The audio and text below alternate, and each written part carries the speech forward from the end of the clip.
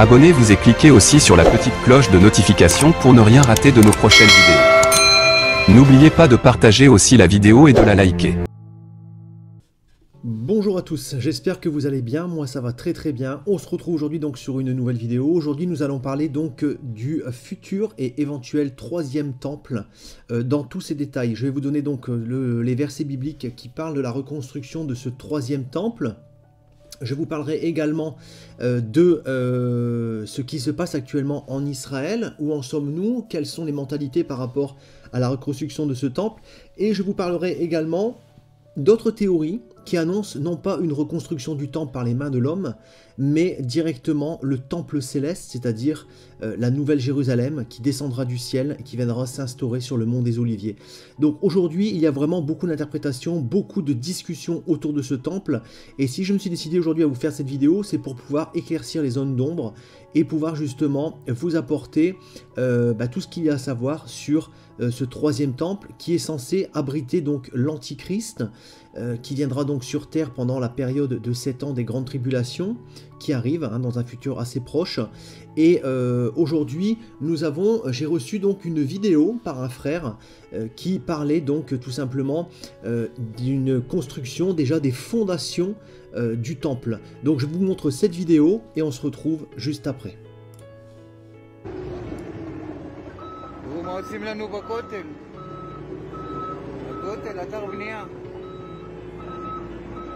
מעניין מה בונים פה. בטח מנהרות, בלגנים.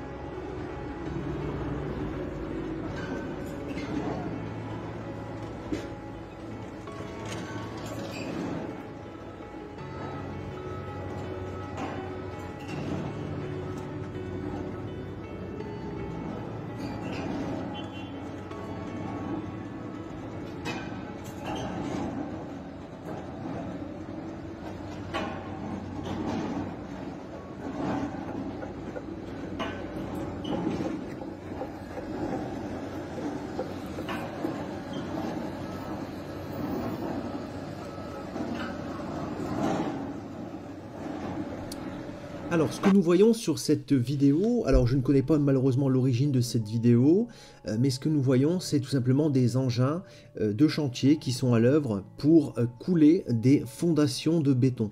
Alors, la machine qui était présente sur la vidéo est une machine en fait qui creuse, une foreuse, qui creuse donc des puits qui peuvent aller jusqu'à 15, 20, 25 mètres de profondeur, même plus, et ils viennent injecter du béton dans les fondations pour pouvoir consolider le terrain lorsque le terrain est fragile. Généralement, les injections de béton de ce type se font lorsque le terrain doit recevoir un bâtiment d'une certaine grosseur, d'une certaine structure et d'un certain poids. Donc automatiquement, plus le bâtiment sera grand et lourd, plus les fondations doivent être solides. Je travaille moi-même donc dans le béton et je connais tous ces fonctionnements de travail. Donc on voit vraiment aussi les livraisons de camions béton toupie et aussi bien sûr les plateaux bras grus, les camions qui livrent le matériel pour des futures constructions. Alors je ne sais pas bien sûr si c'est le début des fondations du troisième temple, je ne pense pas, pour être tout à fait honnête avec vous, mais en tout cas aujourd'hui j'aimerais faire un rappel par rapport à cela, parce qu'il y a des vidéos de ce genre qui tournent, les gens sont pressés, les gens ont vraiment hâte que les choses s'accomplissent en cette période de la fin des temps. C'est normal, c'est une chose qui est très bien, mais il faut faire attention aussi à tous ceux qui profitent justement de, malheureusement, des choses, des prophéties de la fin des temps pour annoncer ou pour montrer des vidéos qui sont fake, des vidéos qui sont là pour les opportunistes et pour, on va dire, utiliser aussi malheureusement parfois des gens qui sont utilisés par le diable, par l'ennemi, afin de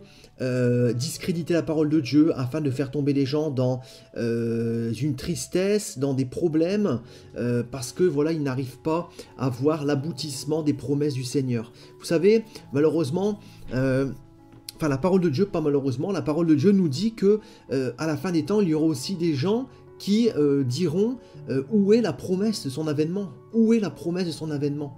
Et Jésus le savait déjà, Dieu savait déjà comment ça allait se passer à la fin des temps, et aujourd'hui, on a beaucoup de personnes qui pensent cela. Donc ne soyons pas découragés, laissons les choses faire. Et comme je dis toujours, il ne faut pas attendre la construction d'un troisième temple pour se préparer. Parce que le troisième temple peut très bien être reconstruit après l'enlèvement de l'église. Et qu'est-ce qui va se passer pour les gens qui attendent justement la construction de ce troisième temple? Ils risquent de passer à côté de l'enlèvement de l'église parce qu'ils ne se seront pas préparés. Ils seront semblables donc à des vierges folles. Donc aujourd'hui, mes frères et sœurs, nous devons faire attention à ces choses, et je le redis, n'attendons pas la construction d'un troisième temple. Vous savez, aujourd'hui, dans les méthodes de fabrication et de construction des bâtiments, un temple comme le temple qui est présent à l'instant, donc en maquette, est un temple qui peut être mis en projet sur 6 mois, 1 an de temps. C'est-à-dire en quelques mois, le temple peut être complètement érigé.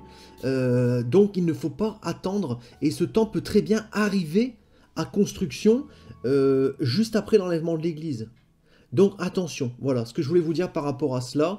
Et aujourd'hui, nous allons regarder ce que la parole de Dieu nous dit par rapport justement au temple. Alors il faut savoir que déjà dans le passé, il y a eu 2 temples de Jérusalem qui ont été construits. Donc il y a un premier temple qui a été construit donc par Salomon, donc à peu près donc 1000 ans avant Jésus-Christ. Il a été donc détruit par l'armée babylonienne vers 587, moins 586 avant Jésus-Christ. Donc le temple a été à peu près, visitable pendant à peu près 420 ans. Ensuite, donc, le peuple juif fut déporté à Babylone par le roi de Babylone, Nabuchodonosor, et le second temple, lui, par contre, fut reconstruit sous Cyrus, le roi de Perse, par Zorobabel, le petit-fils du roi de Judée, Joachim. Il prit la tête du peuple après leur libération de Babylone. Ce second temple fut détruit donc en l'an 70 par l'armée romaine menée par Titus. Donc Jésus l'avait dit, il n'y a pas une seule pierre qui restera debout de ce temple. Et 70 ans, donc même pas 70 ans, parce que Jésus est à peu près été crucifié vers l'an 30, donc on va dire une quarantaine d'années après sa crucifixion, le temple a été complètement ravagé et il n'est pas resté, comme Jésus l'avait annoncé, pierre sur pierre. Donc il faut savoir que voilà, tout ce que Dieu avait annoncé a été prophétisé dans sa parole, dans la Bible. Et aujourd'hui, donc, du côté du peuple juif, nous avons donc un institut qui s'appelle le Mont du Temple, qui a pu mettre en place toutes sortes d'objets qui sont censés et qui vont être remis en place dans le troisième temple. Donc on a vraiment une multitude d'objets qui ont été reproduits. On a par exemple donc le chandelier à 7 branches, on a donc les tenues des sacrificateurs qui ont été vraiment refaites et brodées à l'identique. On a donc l'autel des sacrifices et tout ce qui va avec, voilà, l'encensoir, les encensoirs, la table pour donner les pains. Enfin voilà, tout a été préparé. Tous les objets aujourd'hui sont exposés et préparés à Jérusalem, en Israël, pour être intégrés dans le mont du Temple. Donc aujourd'hui, si le bâtiment devait être érigé, tous les objets seraient tout de suite installés et le rituel pourrait reprendre de façon très rapide. Alors, qu'est-ce que la parole de Dieu nous dit aussi par rapport à cela? Alors, aussi petite parenthèse, comme vous avez pu le voir donc, dans la vidéo sur la maquette du temple, il faut savoir que vraiment, ils ont déjà des maquettes, ils ont déjà une idée précise de ce qu'ils veulent. Et aujourd'hui, comme vous le verrez dans les petits témoignages que je vous ai mis en fin de vidéo, tout le monde attend cela. Il y a vraiment un... En fait, chaque année, les Juifs attendent vraiment que l'année suivante, le temple soit reconstruit. Il y a un mouvement qui est en train de se créer et ça peut se faire vraiment d'un moment à l'autre. Une fois que le peuple aura décidé de la construction de ce temple, ils le demanderont auprès des gouvernements qui s'exécuteront parce que là-bas, il y a vraiment une foi importante et automatiquement les gouvernements écoutent le peuple. Vous verrez justement par rapport au témoignage que je vous apporterai en fin de vidéo. Ensuite, donc, alors, par rapport aux prophéties bibliques, il faut savoir qu'il y a plusieurs, comme je dis, plusieurs interprétations. On a des juifs d'un côté, on a des chrétiens de l'autre, qui ont une division différente du temple. Alors les juifs pensent que le Messie reviendra après la construction du temple. Donc pour moi c'est mon cas également, dans le sens où il est possible que le Antichrist s'assoie dans le temple comme il est indiqué dans la parole de Dieu, mais il faut savoir, comme je vous disais, que l'enlèvement de l'Église peut se faire avant la construction du temple. C'est-à-dire que le Messie, quoi qu'il en soit, Jésus, dans son avènement lorsqu'il paraîtra aux yeux de tous et que le ciel s'écartera et qu'il posera son pied sur le mont des Oliviers, le troisième temple sera déjà reconstruit. Ça, c'est une réalité biblique hein, qui est indiscutable.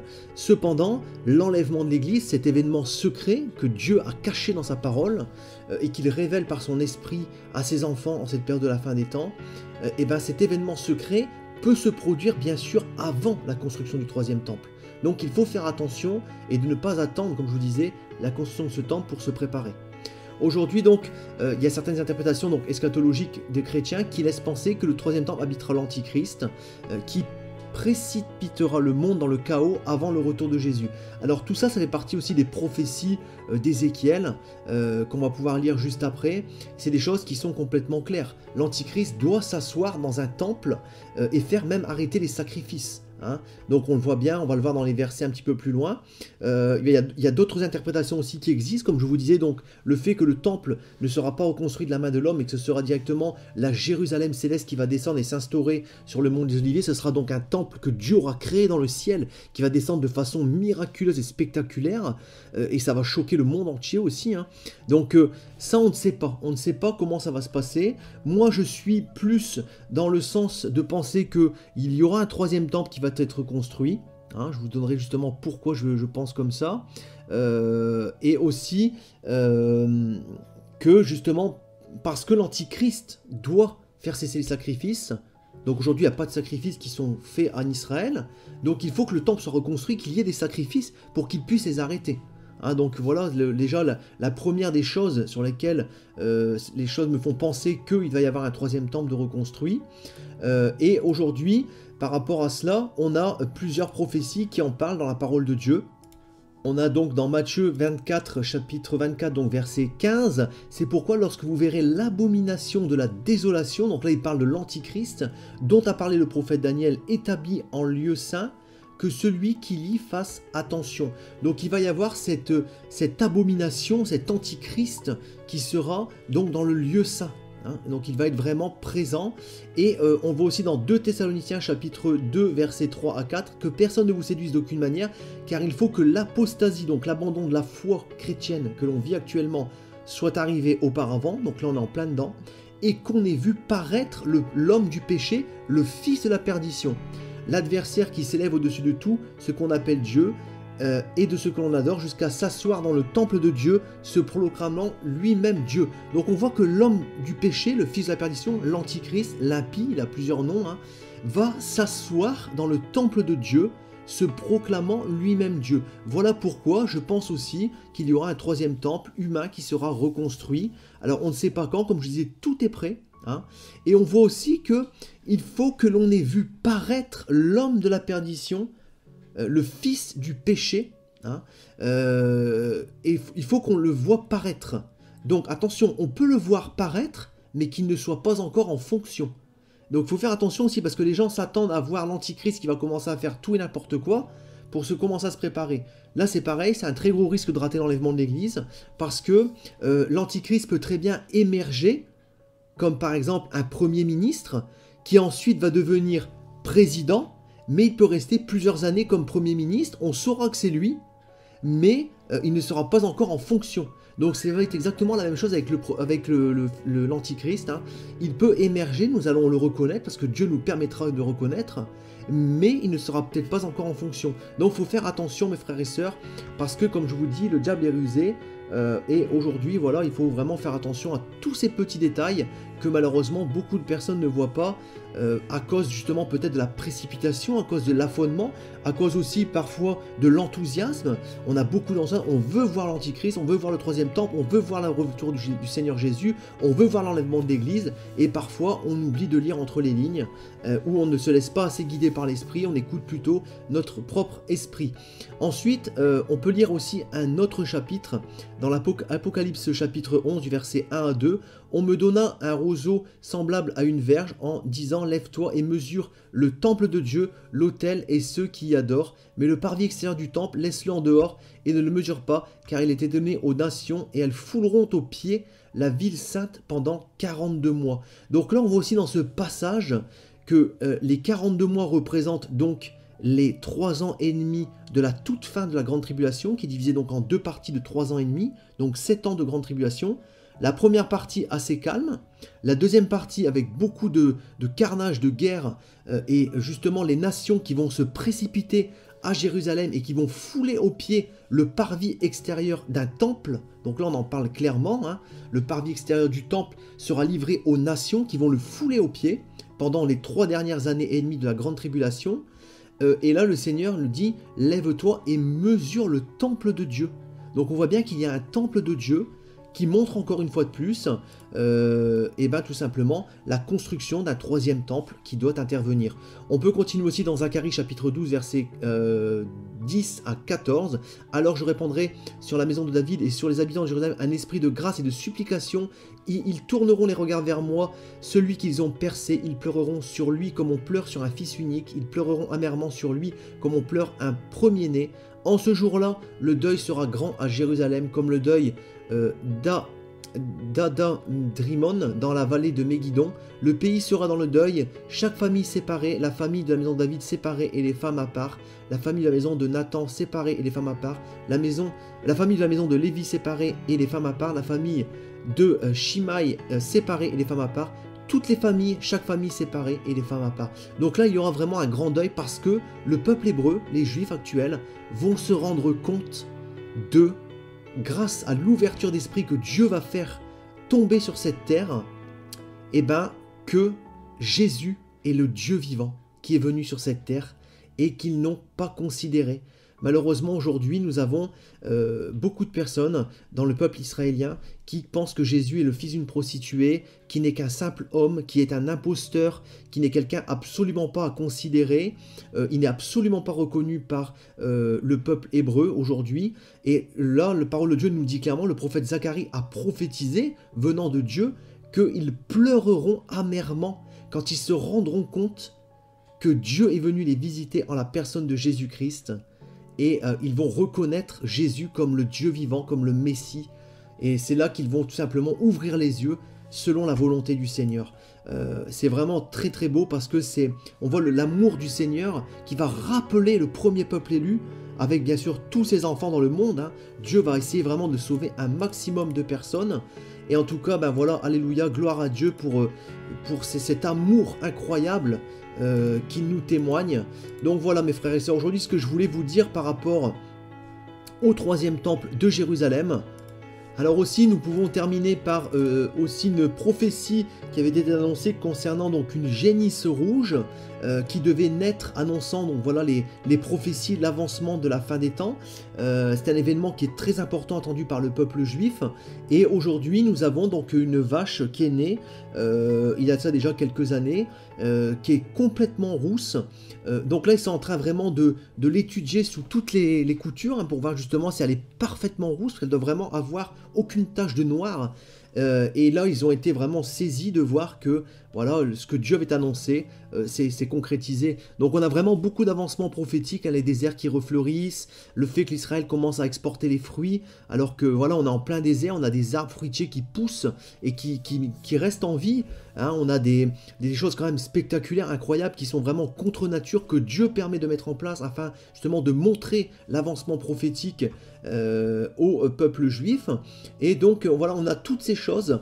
Et il faut savoir aussi que il y avait dans la parole du Seigneur, et ben tout simplement des prophéties qui parlaient également d'une dette, hein, donc qui s'appelle donc le mitzvah, c'est un commandement de la Torah qui ordonnait à chaque juif le paiement d'une somme fixée par Dieu pour le temple. Et aujourd'hui, cette somme est en train de vraiment d'être discutée. Hein, c'est une somme symbolique qui n'est pas énorme, mais si tout le monde donne un petit peu, on peut faire vraiment beaucoup de grandes choses. Hein.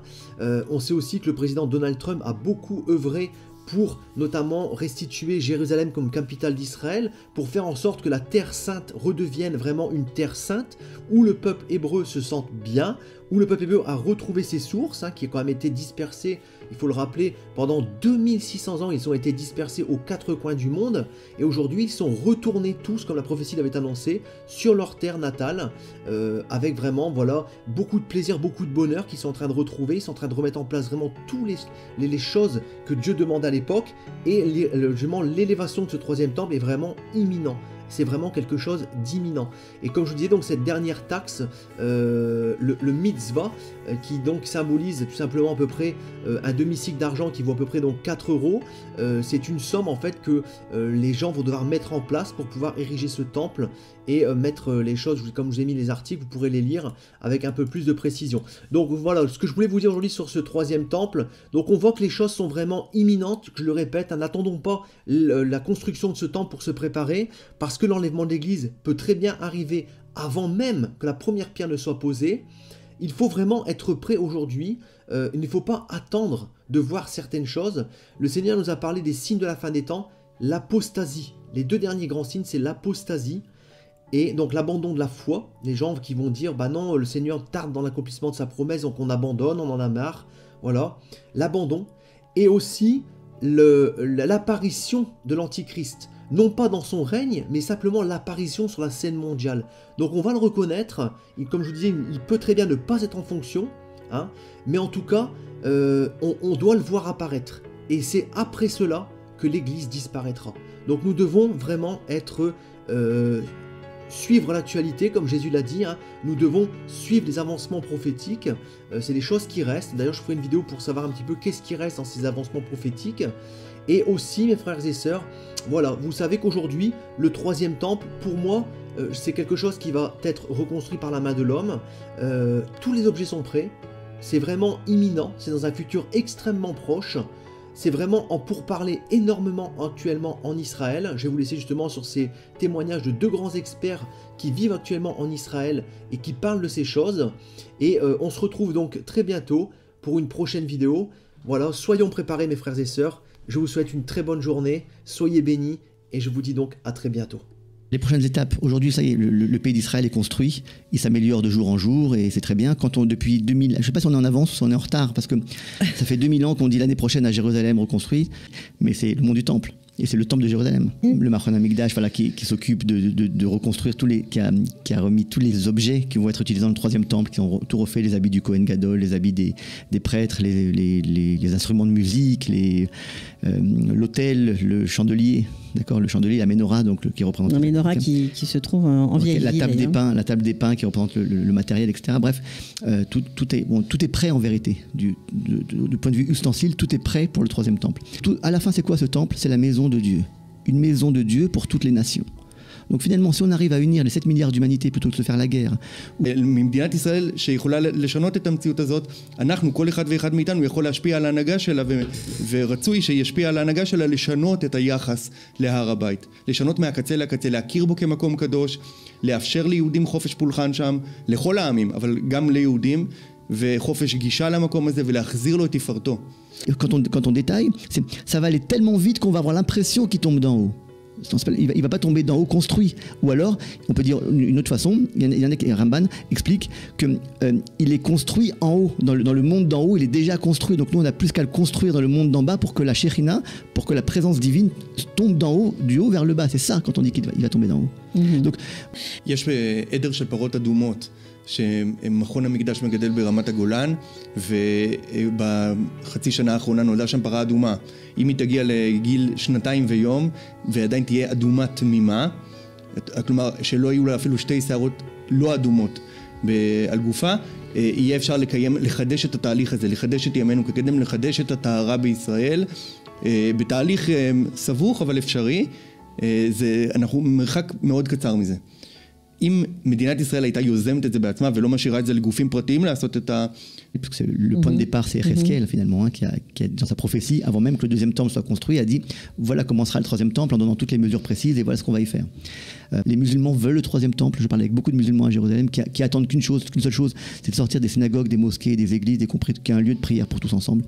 Donc, incroyable, vraiment c'est... Et des musulmans qui veulent un lieu commun. Ils vivent en Israël, ils sont contents de vivre dans l'État juif et ils savent très bien qu'on prie le même Dieu. Bon, alors, Les politiques suivent le peuple. Si le peuple veut, les politiques suivent. est-ce que vous pensez que la route va être longue? Eh ben, on va essayer de la raccourcir. Tout pouvoir m'a été donné dans le ciel et sur la terre. Il y a plusieurs demeures dans la maison de mon Père. Si cela n'était pas, je vous l'aurais dit. Je vais vous préparer une place. Et lorsque je m'en serai allé et que je vous aurai préparé une place, je reviendrai et je vous prendrai avec moi, afin que là où je suis, vous y soyez aussi. Vous savez où je vais et vous en savez le chemin. Je suis le chemin, la vérité et la vie. Nul ne vient au Père que par moi. Abraham, votre père, a tressailli de joie de ce qu'il verrait mon jour. Il l'a vu et il s'est réjoui. Si vous me connaissiez, vous connaîtriez aussi mon Père, et dès maintenant vous le connaissez, et vous l'avez vu. Et je vous le dis, avant qu'Abraham fût, je suis. Seigneur, montre-nous le Père, et cela nous suffit. Jésus lui dit, il y a si longtemps que je suis avec vous, et tu ne m'as pas connu, Philippe. Celui qui m'a vu a vu le Père. Comment dis-tu, montre-nous le Père? Cette bonne nouvelle du royaume sera prêchée dans le monde entier pour servir de témoignage à toutes les nations.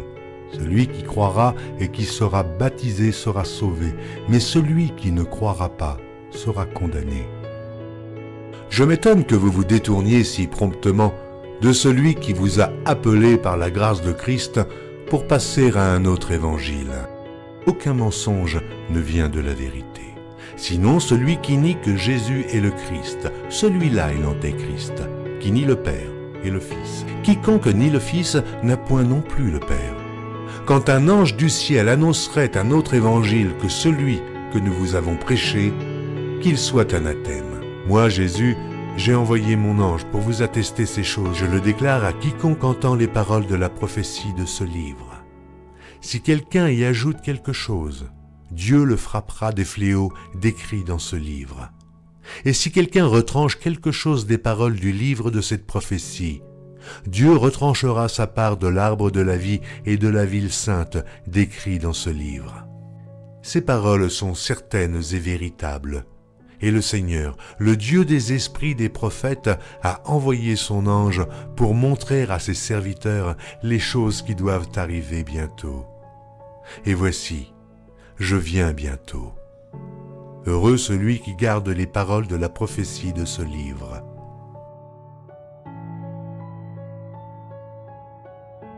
Voici, il vient avec les nuées, et tout œil le verra, même ceux qui l'ont percé.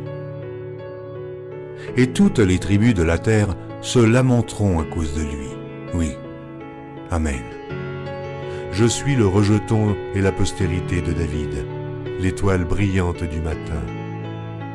Je suis l'alpha et l'oméga, dit le Seigneur Dieu, celui qui est, qui était et qui vient, le Tout-Puissant, le premier et le dernier, le commencement et la fin. Que la grâce du Seigneur Jésus soit avec tous.